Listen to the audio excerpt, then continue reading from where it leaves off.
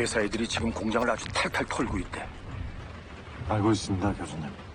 Film dimulai dengan memperlihatkan seorang agen pemerintah bernama Direktur Chow yang mendapatkan telepon dari Profesor No dan mengatakan kalau tempat penelitian rahasia mereka telah digerebek oleh orang-orang dari kantor. Dr. Jonas dan para peneliti memang sudah memusnahkan sampel-sampel yang sedang mereka teliti sebelum mereka ditahan oleh orang-orang kantor. Namun Profesor No meyakini kalau tim dari Dr. Jonas telah menjaga satu sampel agar tetap hidup, yang kemungkinan terbesarnya sampel itulah yang dibawa oleh orang-orang kantor. Mendapatkan informasi tersebut, Direktur Chow memintanya untuk tidak perlu khawatir karena dia akan mengurus semuanya dan akan mengatur pertemuan dengannya di kuil Jongjinam untuk membahas rencana mereka selanjutnya.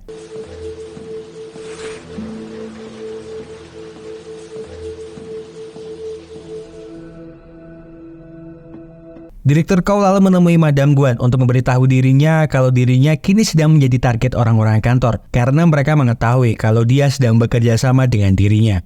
Madame Guan meminta maaf kalau beberapa waktu belakangan ini dia sudah tidak bisa memberikan Direktur Chow informasi lagi karena semua informannya telah dihabisi semuanya. Namun dia mempunyai sebuah informasi terakhir yang mungkin berguna untuk dirinya tentang tanggal kedatangan dan cetak biru berangkas portable buatan Swedia yang dibeli oleh kepala satu Jepang. Mungkin hanya satu orang yang bisa dia kerjakan untuk mencuri dan membuka berangkas portable tersebut, yaitu putri dari Tuan Kai. Namun menurut berita yang Madame Guan dengar, dia menderita gangguan kepribadian identitas disosiatif. Madame Guan berterima kasih atas perlakuan Direktur Chow selama ini, karena mungkin ini adalah pertemuan terakhir mereka.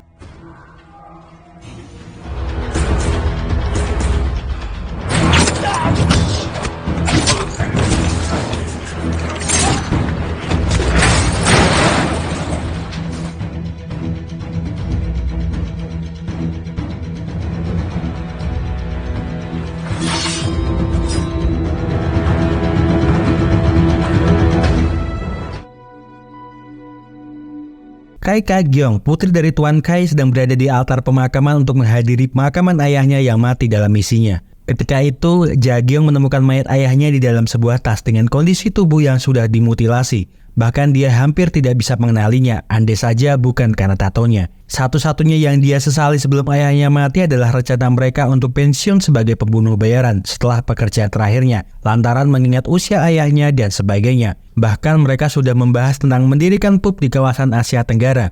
Dia mengingat perkataan ayahnya yang mengatakan kalau kehidupan tak akan pernah berjalan sesuai dengan rencana. Mereka tidak akan bisa memprediksi kejutan apa yang akan terjadi di masa depan. Jadi jangan pernah berkecil hati jika keinginanmu tak akan pernah terjadi. Yeon Mo-young, salah satu bawahan ayahnya, menemui Ja-gyong yang sedang berduka dan memintanya mampir ke restorannya untuk sekedar makan dan membahas sebuah pekerjaan besar yang bisa membuat mereka kaya raya.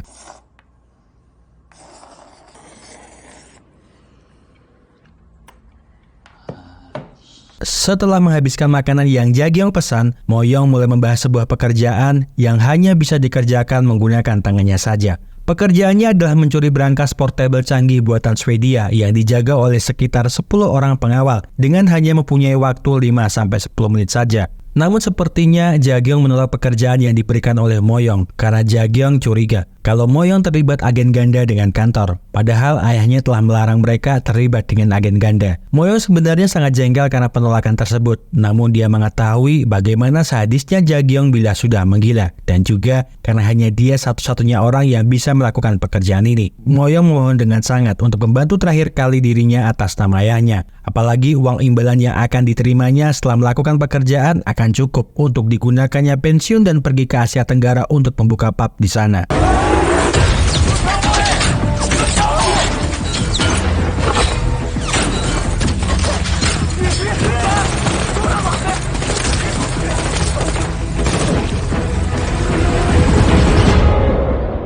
Dengan mudah, Ja-gyong pun berhasil menyelesaikan pekerjaannya serta membunuh semua orang-orang yang berada di sana dan juga membawa berangkas portable yang telah mereka bawa. Namun Mo-young malah melakukan pengkhianatan dengan menembak Ja-gyong lalu membuangnya dari atas jembatan.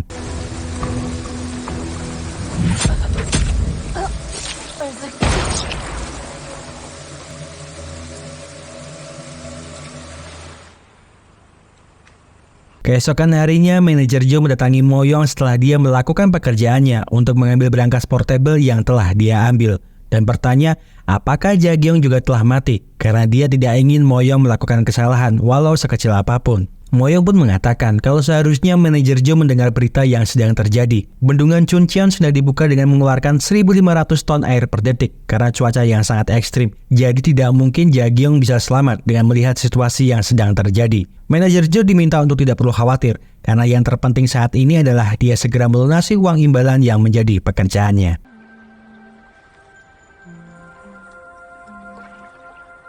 Meskipun telah mendapatkan luka serius di tubuhnya serta luka tembakan di kepalanya, Jaekyong ternyata masih bisa selamat dan kini berada di pinggiran sungai Bukangang. Dia pun terlihat membawa sebuah barang yang sebelumnya berada di dalam brankas portable. Karena sebelum memberikan brankas itu kepada Moyong, dia tidak percaya begitu saja dengan semua perkataannya. Jaekyong pun memutuskan pergi dari sana, menuju ke klinik langganannya untuk mengobati luka-luka yang dia dapatkan. Dan malah tak sengaja bertemu dengan orang-orang yang sedang berusaha membunuh seorang wanita.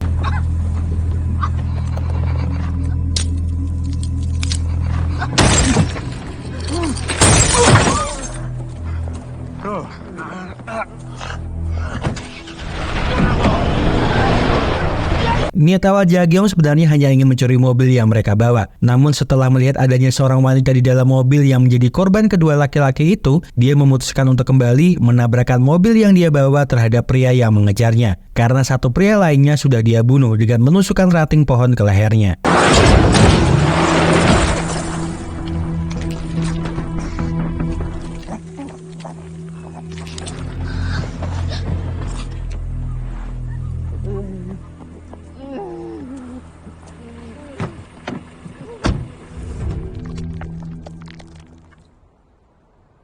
Di Badan Intelijen Nasional, Direktur SA terlihat menunggu pimpinannya, Tuan Lee, untuk mengabarinya kalau barang milik mereka telah dicuri oleh seseorang. Dia meyakini kalau Direktur Ko dibalik semua ini, dengan memobilisasi tim operasi rahasia yang telah disusupkan ke pihak oposisi. Mendengar itu, Tuan Lee meminta padanya untuk bertemu dengan Direktur Ko secara empat mata, karena mereka belum mempunyai bukti kuat kalau Direktur Ko ada di balik semua ini. Sebelum Paul si biadab gila kehilangan akal gara-gara masalah ini. Sebelum manajer Jo pergi meninggalkan restoran Moyong, dia meminta Moyong untuk tetap berada di sini bersiap sampai ada perintah selanjutnya. Dua orang bawahannya pun juga akan tetap berada di sini untuk menjadi penghubung di antara mereka. Namun, Moyong yang mengetahui kalau ada sesuatu yang tidak beres, lalu membunuh kedua anak buah manajer Jo setelah dia pergi dari sana. Dan segera meminta anak buahnya segera berkemas menjauh dari jangkauan mereka. 우리 잠수 타야겠다.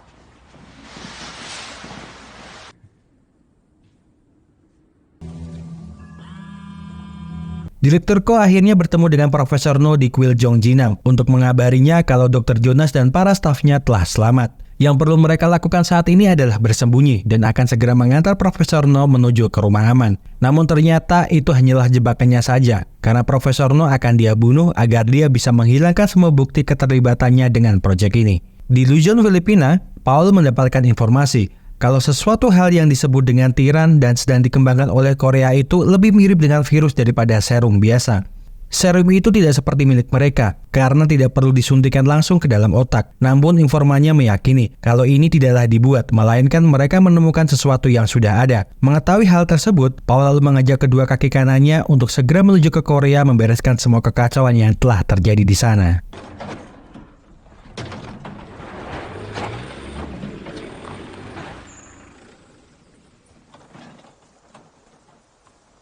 Di sebuah hutan di pinggiran desa Sinpyeong, seorang bapak-bapak terlihat berada di sana untuk mencari bahan makanan di kebunnya. Sambil menunggu matahari terbit, Tuan Kwan yang duduk bersantai sambil nyebat gudang garam, tak sengaja mendengar suara berisik dari dalam hutan. Penasaran akan hal itu, dia pun masuk ke dalam hutan untuk memeriksa sumber suara yang dia dengar. Namun ternyata suara yang dia dengar itu berasal dari sosok monster mengerikan yang kemudian tiba-tiba mengejarnya.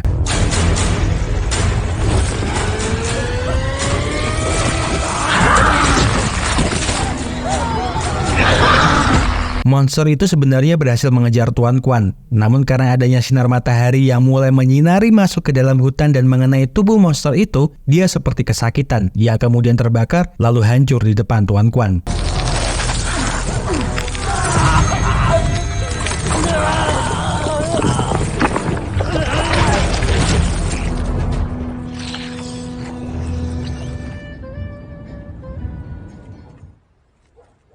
Beberapa hari setelah peristiwa itu, seorang pria yang mengaku sebagai reporter bernama Lim Sang mendatangi kediaman Tuan Kwan yang terlihat sangat lemah dan ketakutan. Istrinya senang karena ada orang yang mau mendengarkan cerita dari suaminya, karena tidak ada satupun warga desa yang percaya dengan apa yang diceritakan oleh suaminya. Sebelum melanjutkan obrolan mereka, Lim bertanya tentang semua warga yang berada di sini. Apakah semuanya sedang pergi berwisata? Karena ketika dia melintas, dia tidak menemukan satupun warga di desa ini. Istri Tuan Kwan pun mengatakan kalau Pak Lurah tiba-tiba mengajak semua warga di desanya berwisata ke pemandian air panas. Padahal hal seperti itu biasanya hanya terjadi di saat musim pemilu, ketika seorang caleg akan mencalonkan dirinya. Lim pun lalu melanjutkan wawancaranya dan bertanya kepada Tuan Kwan, apakah yang dia lihat itu sama dengan apa yang ada di ponsel miliknya.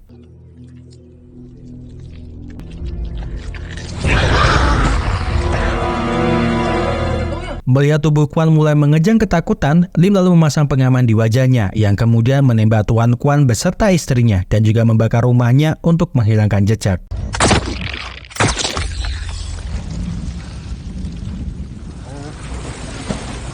Lim sebenarnya adalah seorang pembunuh bayaran yang disewa oleh Direktur Kouw untuk membereskan semua masalah yang berhubungan dengan proyek Tiran, termasuk menghabisi Moyong beserta dengan semua anak buahnya, sesuai dengan perintah yang diberikan kepadanya. Jagyong kini telah berada di klinik langganannya untuk mengobati semua luka yang dia dapatkan akibat perbuatan Moyong.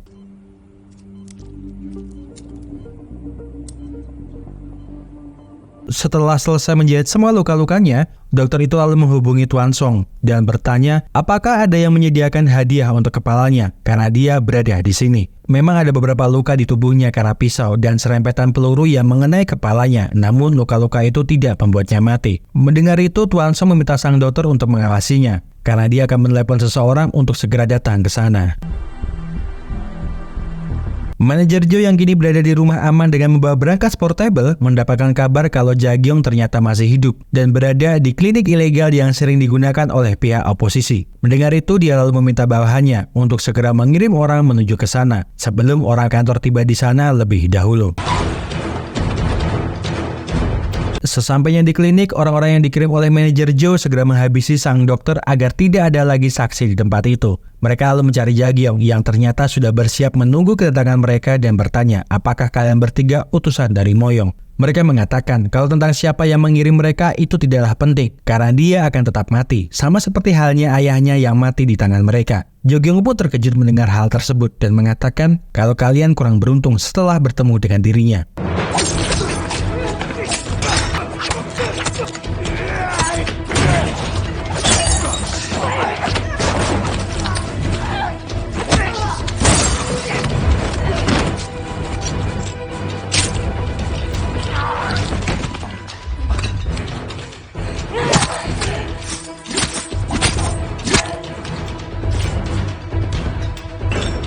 Setelah mengenakan baju dan mengambil barang yang dibawa oleh sang dokter, Jagyong pun segera bergegas pergi dari sana. Namun ternyata di luar sana beberapa orang dan polisi kiriman dari kantor telah berada di sana untuk menangkap dirinya.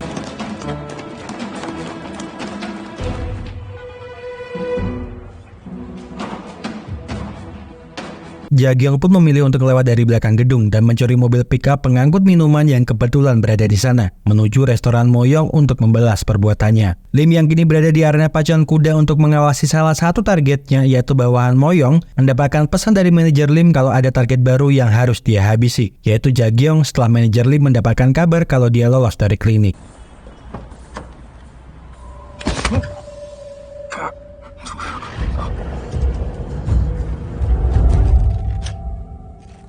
Direktur Sa bertemu dengan Direktur Kouw di kantin kantor untuk membicarakan tentang sebuah insiden pengiriman di pabrik Haidong. Direktur Sa menduga kalau dia telah menjalankan operasi yang tidak sah dan tidak berizin. Kantor sudah mengambil alih pabrik itu, dan setiap aliran dana dari atau ke pabrik itu telah diblokir semua. Mereka sedang melakukan penyelidikan internal terhadap dirinya dan semua anak buahnya saat ini juga, serta memintanya untuk mengembalikan barang yang telah dia ambil. Namun Direktur Kouw mengatakan kalau dia tidak tahu dengan apa yang dia maksud, atau apakah keberaniannya ini muncul karena orang-orang di belakangnya, yaitu Tuan Lee dan si brengsek Paul yang telah menjamin hidupnya. Jabatan kita berdua setara, minimal mari kita saling menunjukkan rasa sopan santun. Lain kali jika dia menyuruhnya datang, tunjukkan bukti yang kuat, alih-alih membuang waktunya. Karena jika dia melakukan hal seperti ini lagi terhadapnya, Direktur Ko akan mengajukan keluaran resmi terhadapnya. Mendapatkan perlakuan seperti itu, Direktur Sa pun mengatakan kalau hasil investigasi kecelakaan dalam pengiriman hampir selesai. Mereka sudah mengidentifikasi anak buahmu dan memasukkannya ke daftar pencarian orang.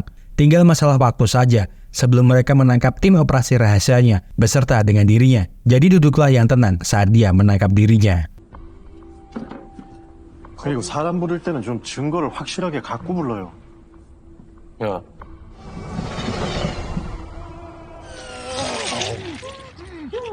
Sementara di gerbong kereta tempat milik Lim, terlihat dia sedang menyiksa salah satu anak buah Moyong yang dia buntuti dari pacuan kuda untuk mendapatkan informasi tentang di mana keberadaan dari bosnya. Lim bertanya apakah benar lokasi yang ditunjukkan oleh Google Maps adalah tempat di mana keberadaan dari Moyong. Karena jika sampai dia berbohong, bukan hanya ibumu tersayang, tapi juga adik-adikmu dan semua kerabatmu akan mati, mendapatkan siksaan yang sama dengan apa yang dia rasakan. Namun Lim masih berbaik hati, dengan akan segera mengakhiri penderitaan yang kini dia rasakan.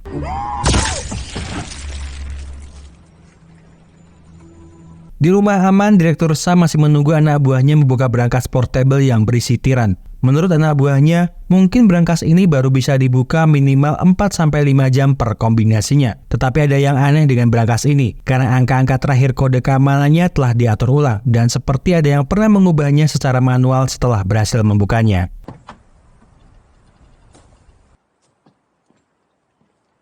Jaekyong segera masuk ke dalam restoran untuk mencari keberadaan Moyong. Namun sesampainya di dalam, dia malah mendapati keadaan restoran dalam keadaan kosong. Dia pun hanya mengambil sebilah pisau untuk berjaga-jaga dan segera keluar dari sana untuk menuju ke kawasan industri Namdong.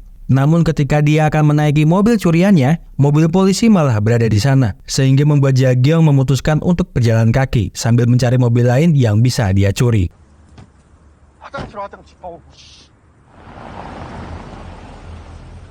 Tuan Lee dan Direktur Sa kini berada di Menara Seoul untuk bertemu dengan Paul yang ternyata telah sampai di Korea. Paul mengatakan kalau dia benci harus datang lagi ke sini untuk menyelesaikan masalah yang tidak bisa diselesaikan olehnya. Tuan Lee sudah diberi informasi, sumber daya, dan bahkan jadwal perjalanan. Semua kebutuhannya pun juga sudah dia berikan. Namun mengapa Tuan Lee tidak bisa menyelesaikan masalah yang seharusnya mudah baginya? Paul menduga kalau Tuan Lee tidak mampu menjatuhkan seseorang seperti Direktur Ko karena ada sesuatu yang istimewa dengan pola pikirnya. Atau apakah Tuan Lee meremehkan dia karena dia masih muda? Paul akan mengambil urusan yang tidak bisa Tuan Lee tangani karena dia tidak tahan dengan orang yang tidak kompeten dan penuh ketamakan. Pulanglah dan biar kulakukan ini untukmu. Atau apakah dia saja yang harus dirinya singkirkan?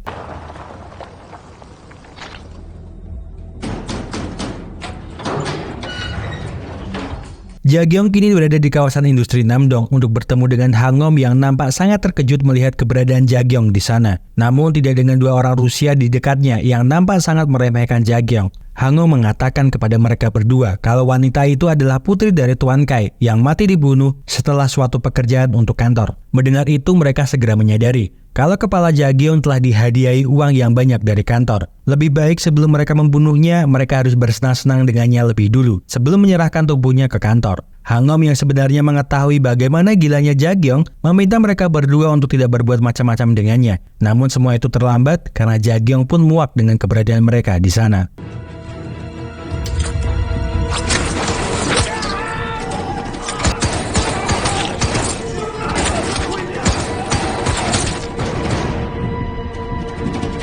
Setelah berhasil membunuh semua orang-orang Rusia di sana, Jaekyong bertanya kepada Hangom tentang di mana keberadaan Moyong karena pasti dia berniat menyerahkan kepalanya kepadanya. Namun Hangom mengatakan kalau yang sedang memburunya bukanlah Moyong, tetapi Tuan Song dari Parades, dan yang hanya dia ketahui Moyong kini berada di Busan.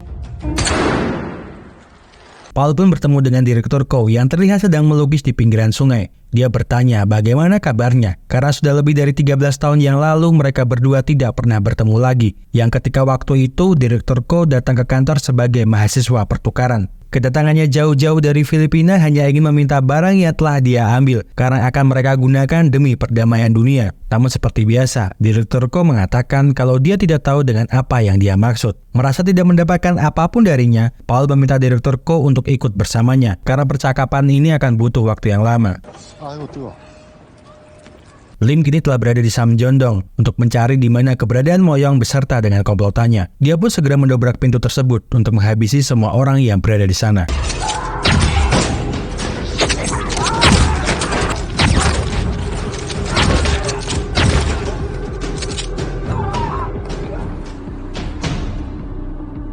Setelah menghabisi orang-orang di sana, Lim menyisakan satu orang agar dia bisa menanyakan tentang di mana keberadaan Moyong. Namun dia mengatakan kalau Moyong hanya menyuruh mereka menjauh dari jangkauan orang-orang kantor, tetapi dia tidak tahu kemana dia pergi. Jagyong yang juga telah sampai di apartemen tersebut berpapasan dengan Lim di lorong apartemen tersebut. Lim merasa seperti pernah melihatnya, namun karena lupa, dia lebih memilih untuk segera pergi dari sana. Sementara sesampainya di kamar apartemen yang dia tuju, Jagyong hanya melihat sekumpulan anak buah Moyong yang sudah menjadi mayat. Setelah mengecek ponselnya di bawah apartemen, Lim baru menyadari kalau wanita yang dia temui di lorong adalah orang yang juga menjadi targetnya. Namun ketika Lim ingin menghampiri Jagyong yang terlihat sudah turun dari atas apartemen, beberapa anak muda menabraknya, yang malah menyalahkannya dan malah ingin memberi pelajaran kepada Lim.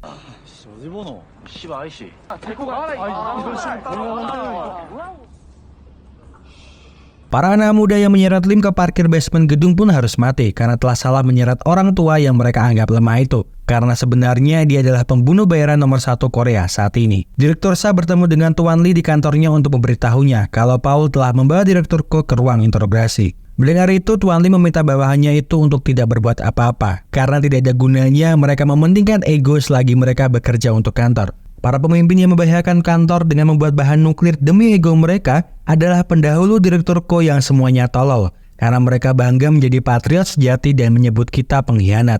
Tuan Lee juga tidak begitu tahu tentang isi di dalam sampel itu. Namun seperti rumor yang dia dengar, kalau sampel itu bisa digunakan untuk membangun sebuah tentara super yang sangat mengerikan. Seperti sesuatu hal yang pernah dilakukan di Lab 507 oleh Dewan Riset Anatomi di Tiongkok. Direktur Ko kini berada di ruang interogasi bersama dengan Paul yang mulai bertanya banyak hal dari dirinya. Apalagi semua informasi yang dia dapatkan bisa dikatakan valid dan tidak bisa terbantahkan olehnya. Paul membawakan semua daftar anak buah Direktur Ko dari dalam maupun di luar kantor dan sangat terkesan karena semua anggota yang kompeten dan berpengalaman ini telah menjadi bawahannya. Paul menduga kalau orang-orang ini pasti akan disingkirkan pada saatnya. Seperti Dr. Jonas yang telah melakukan banyak percobaan dari lobotomi dan penggabungan otak sampai padu badan tubuh dengan campuran gen kawin silang multispesies. Mantan dosennya Profesor No kemungkinan dia sudah mati. Paul juga tahu tentang Project Tiran, sebuah proyek pengembangan serum yang bisa membangun gen manusia super dan bertanya-tanya, bagaimana caranya kalian bisa membuat virus yang tidak bisa kalian kendalikan?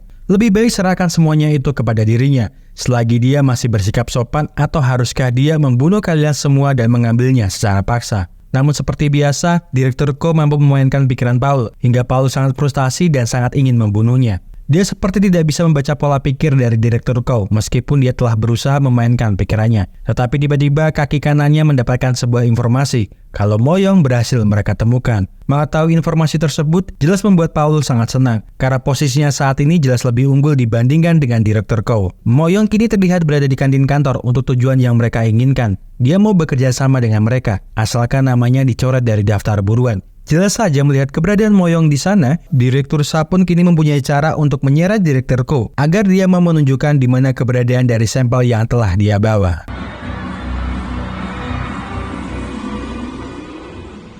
Tuan Song tak menyangka kalau Jagyong bisa berada di ruangan pribadi miliknya. Jagyong lalu bertanya tentang di mana keberadaan Moyong, karena semua orang di bidang mereka mengetahui kalau dia, Moyong, dan Hangom sangat akrab bagaikan saudara. Serta apakah dirinya lah yang menyediakan imbalan demi kepalanya. Tuan Song pun mengatakan kalau dia hanya menerima perintah, bahkan Moyong pun juga menjadi buruan para pemburu. Seharusnya Jagyong tahu kalau dia tidak bisa menceritakan apapun kepadanya karena dia pasti mati jika dia membuka mulutnya. Namun belum juga dia bercerita banyak, tiba-tiba dari luar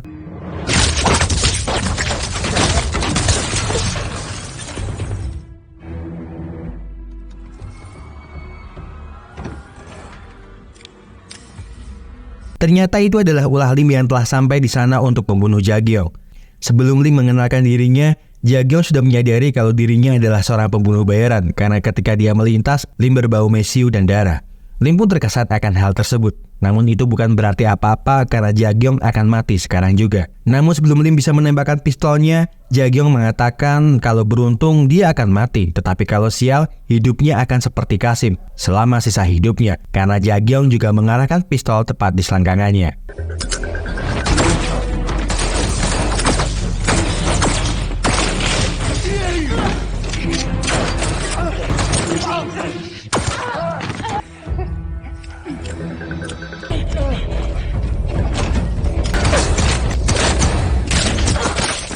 Mereka berdua pun sama-sama terluka karena keahlian mereka masing-masing. Jagyong bertanya apakah dia sudah membunuh Moyong, karena yang akan membunuh dia adalah dirinya. Lim pun mengatakan kalau dia belum bertemu dengan Moyong dan mungkin dia masih hidup sampai saat ini. Tiba-tiba Lim mendapatkan pesan dan meminta Jagyong untuk menunda aksi mereka karena ada keadaan darurat yang memaksa mereka pergi dari sana. Lim mengatakan kalau Yeon Moyong baru saja muncul kembali dan meminta Jagyong mengemudikan mobilnya karena kakinya remuk terkena tembakan darinya. 지금 어디 있대 그 새끼?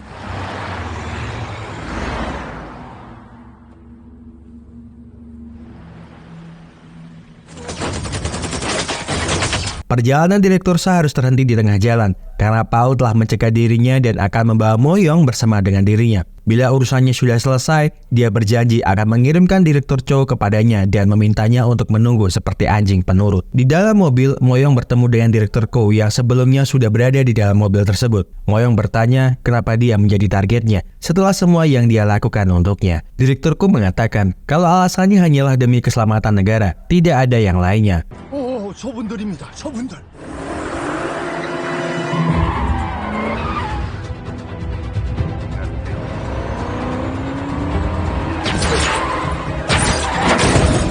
Paul tak menyangka kalau yang sedang mengejar mereka adalah manajer Lim, sang pembunuh bayaran terbaik yang pernah dimiliki oleh kantor. Karena setahu dia, Lim telah lama memutuskan untuk pensiun. Direktur Ko pun mengatakan kalau orang kantor sangat pelit mengenai hal pesangon untuk para pekerja seperti mereka.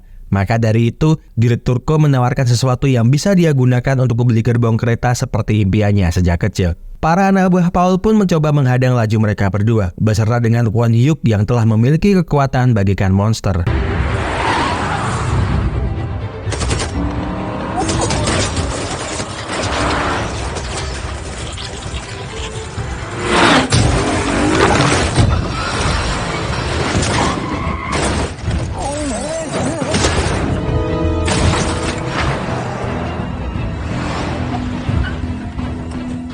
Paul beserta dengan yang lainnya kini telah sampai di rumah aman untuk mengambil tiran yang sudah dibawa oleh manajer Jo dan mulai masuk ke sana dengan dipimpin oleh John yang juga sudah mempunyai kekuatan monster seperti halnya Kwon Hyuk, sehingga dia susah untuk mati meskipun berondongan peluru dan pisau mengenai tubuhnya.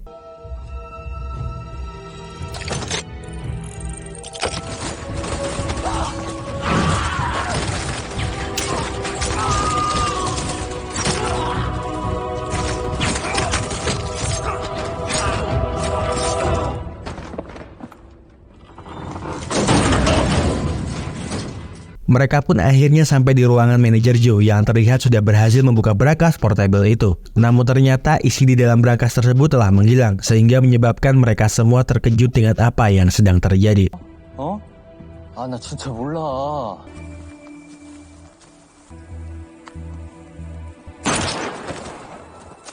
Merasa monster yang mendatanginya telah mati, Jagyong pun mencoba mencari di mana keberadaan Lim yang menghilang dari sana. Namun ternyata Kwon Hyuk bangkit kembali dan mulai menyerang Jagyong.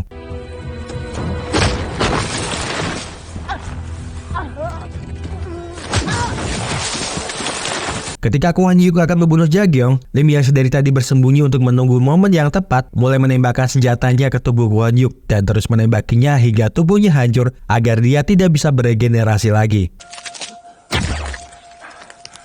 Jagyong pun seperti merasakan keanehan setelah tabung yang berisi tiran yang dia bawa pecah mengenai tubuhnya dan seperti merayap masuk ke dalam tubuhnya. Lim yang melihat itu pun lalu bertanya, sejak kapan dia membawa barang yang selama ini Direktur Ko cari? Jagyong mengatakan kalau dia telah membawa barang ini semenjak dia berhasil membuka brankas itu karena dia tidak mempercayai kata-kata Moyong. Lim yang jelas mengetahui berbahayanya benda itu pun berniat akan membunuhnya karena ini merupakan urusan pemerintah yang sangat serius. Namun Jagyong memintanya untuk tidak menembak dirinya karena dia ingin sekali membunuh Moyong terlebih dahulu sebelum mereka melanjutkan urusan mereka berdua untuk saling membunuh.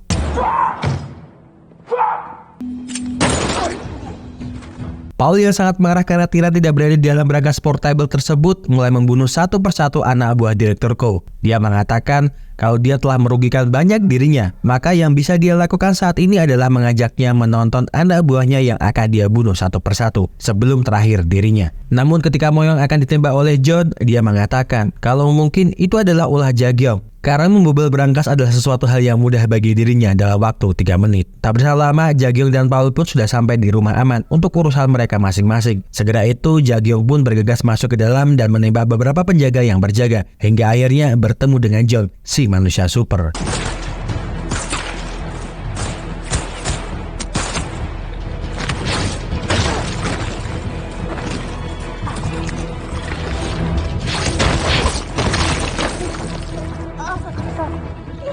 Parasit yang ada di tubuh Jaekyong pun seperti bereaksi setelah mendapatkan serangan bertubi-tubi dari John, yang tentunya malah membuat kekuatan Jaekyong kini setara dengan John.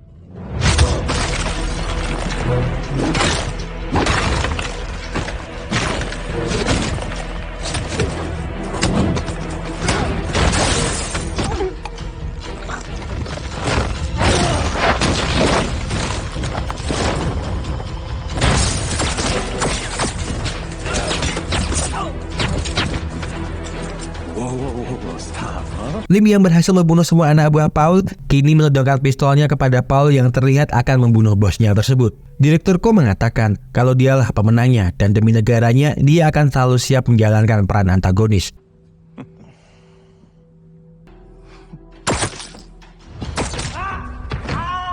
Lim mengatakan kalau dia tidak mau membunuh Moyong karena dia telah berjanji pada seseorang kalau nyawa Moyong adalah miliknya. 이거는 제 몫이 아닙니다. Pertarungan dua manusia super yang sulit untuk mati itu pun terus berlanjut hingga menghancurkan semua benda yang ada di sekitar mereka. Namun sepertinya serum yang diciptakan oleh Paul belum cukup untuk menandingi kekuatan dari tiran, sehingga John pun harus mati dalam pertarungan di antara mereka.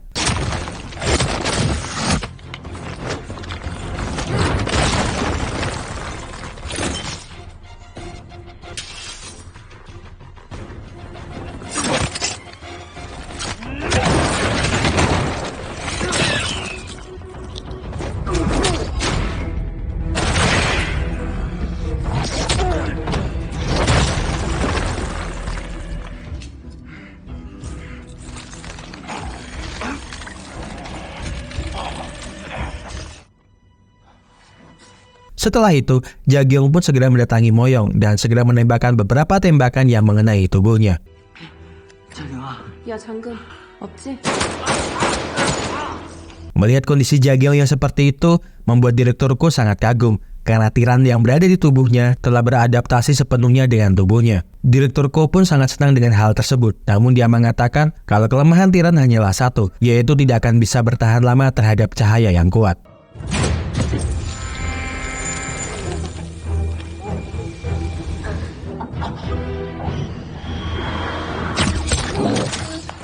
이 강한 빛이 꽤 약하다.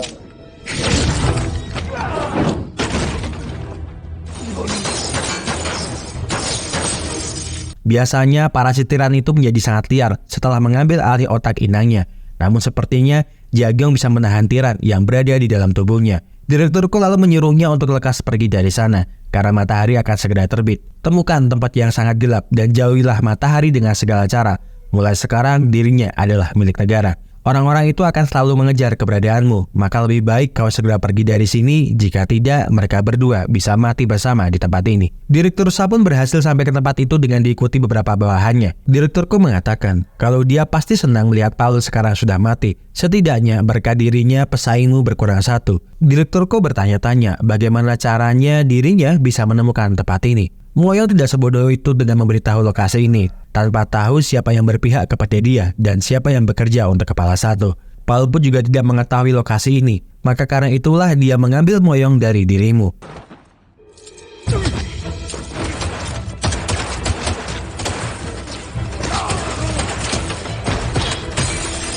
Dalam kondisi terjepit dan penuh luka karena tembakan, Lim pun berhasil melarikan diri dari sana dengan lompat dari atas gedung menuju ke dasar sungai yang ada di bawah rumah aman. Direktur Sa bertanya tentang di mana keberadaan tiran, karena jika dia terus bungkam tidak mau memberitahukan di mana keberadaannya, Direktur Sa mempunyai metode untuk mendapatkan jawaban itu meskipun dia harus mengorek otaknya dan membongkar bagian-bagiannya. Mengetahui akan hal tersebut, direkturku mengatakan kalau dia bukanlah orang bodoh yang akan memberitahukan di mana keberadaan Tiran. Kalian tak akan bisa mengambil apapun dari mereka kali ini, apalagi Tiran adalah milik mereka.